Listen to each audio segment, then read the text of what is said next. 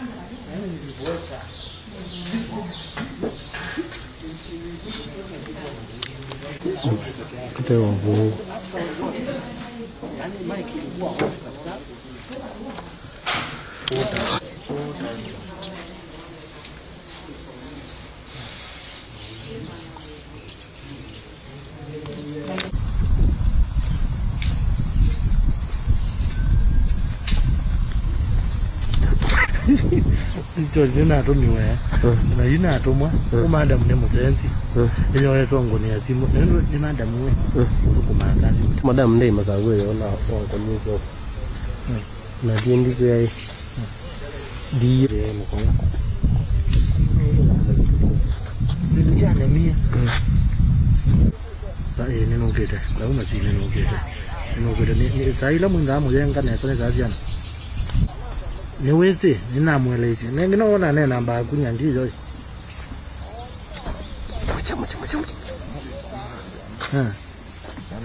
sawa ino geta ngo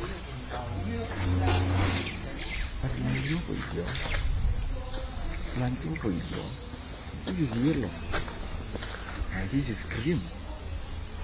Yellow is cream.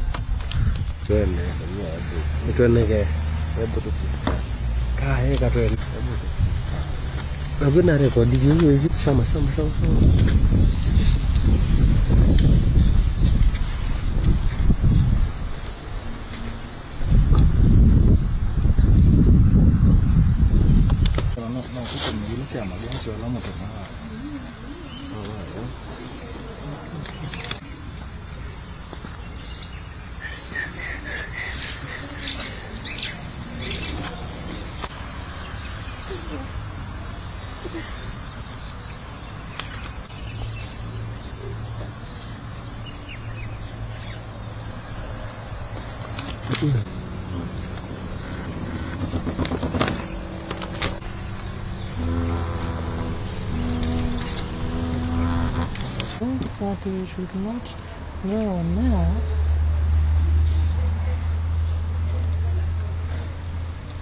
Report nilifanya ukatakata sauti na nikaandika script nimefanyia. And the story began when this student accompanied another student home whose fees is also supported or paid by another organization called Oasis of Hope. And Oasis of Hope wanted to know more about this student as well, who was being supported by Living Positive.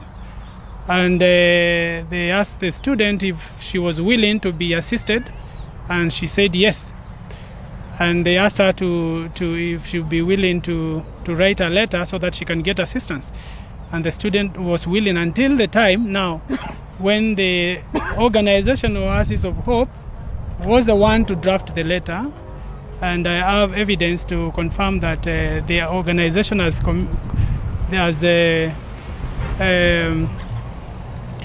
admitted that they are the ones who drafted the letter. But what I have gathered from this organization is that they did it in good faith, because they realized that they wanted a good letter that befits a president, the eyes of a president, and in good faith they drafted a letter and gave this student to copy. And but when this student started copying now Philomena, she looked at the addressee as a president and she was a little scared. And she said she is not able to continue to copy this particular letter because it's addressed to the president. But they convinced her to do it. She did the up to the addressee, but she was not able to copy the body of the letter, and she refused to continue. This other student who was accompanying her, she's called, let me just hold the name, but this other student completed the letter on her behalf, but the student made herself clear that she was not comfortable having this letter going to the president. But that was not the story, because I wanted to know why then, if this letter is addressed to the president, for a sensitive case like this one, for a young student who needs to be protected, why then would an NGO go ahead to post this letter to the social media, if indeed the addressee was the president? And I can confirm to Kenyans that the student Philomena is highly traumatized. I visited the school yesterday to know how the student is doing, and also the principal and the deputy, and in view of being overwhelmed by these particular events. And therefore I took it upon myself to dig the truth, to know why would then this organization post this particular letter on social media instead of getting it to the president, because an established NGO would easily approach a leader or the administration, or even walk to one of the offices and deliver this message. But the said organization Oasis of Hope, in their response, they have said that they never posted this letter on social media, and that was never their intention. This organization has confirmed that this letter, once after the letter was drafted, they gave it to a person that they thought would take it to the president or provide a solution. And this person that they took this letter to, they've said it is Dr. Alfred Mutua, the governor of Machakos County. So the organization actually didn't post this letter on social media. They actually sent it to Mutua on WhatsApp, and there is evidence to confirm that in their own words. And when Dr. Alfred Mutua, my good governor, received this letter, in his own wisdom, instead of helping the student, or even extending a call to the principal to understand what really was the issue, he decided to use his means to get the letter circulated to social media. Of course, not understanding the impact that this letter would have on the student and the trauma.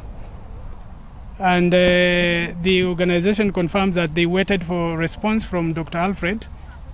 They never got a response after they sent this letter on WhatsApp to him.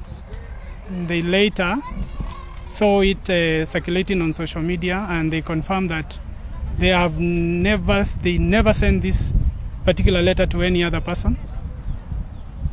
And that is a true account of events. Of course, we've tried to gather more information about the student and how the student can be assisted.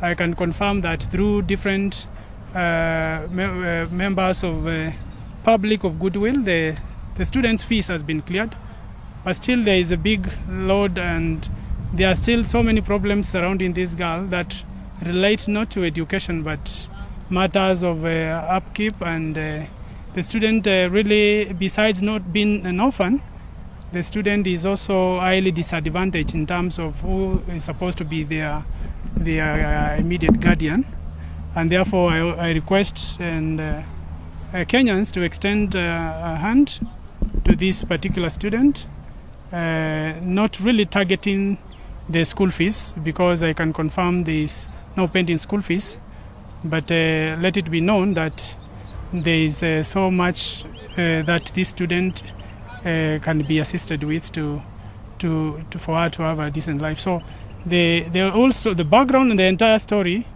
if you ask is it genuine, it is genuine to the extent that there is a needy student there.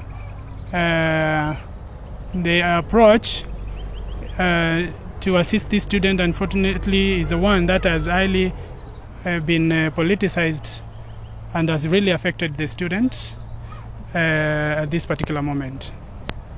So after I visited the school, I've discussed with the principal and the deputy on ways of how this student can fully be cancelled, and I'm in touch with the school, and if need be, we need a counsellor beyond what the school can manage. I have already made my commitment to assist to that extent. The whole story was managed by the governor, because one is the one who sent the story. Look at it this way. This is a student who has a school fees of around 20,000 or so, and if I didn't even have an office, and I think I would be able to pay to support this student. So the governor decided to take advantage of the situation and pull a PR stand on it, and decided to release it and pause and wait. When the story circulates, when he feels now it has circulated enough, there is already drafted response committing to pay for this student.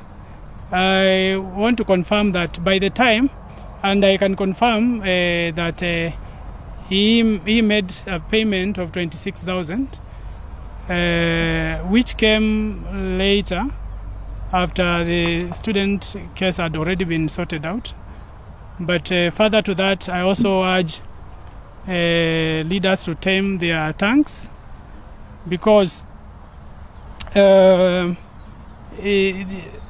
my governor went ahead and said that he's going to pay school fees for all the students who had been sent home for this particular fees requirement.